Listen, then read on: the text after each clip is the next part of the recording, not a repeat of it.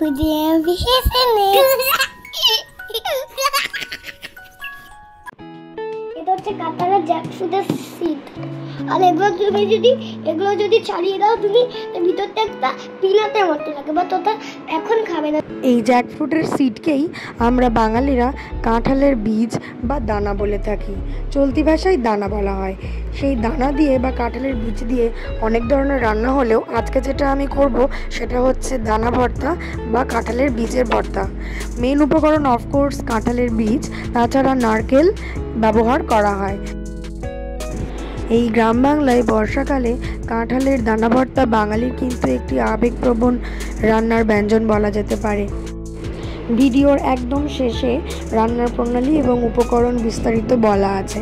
আপনারাও কিন্তু রান্না করে একটু জানাবেন এটা কেমন হয়েছে খেতে। ফাইনাল লুকটা ঠিক এরকম। পরিবেশন করার আগে কাঁচা সর্ষের তেল দিয়ে গরম ভাতের সাথে পরিবেশন করুন।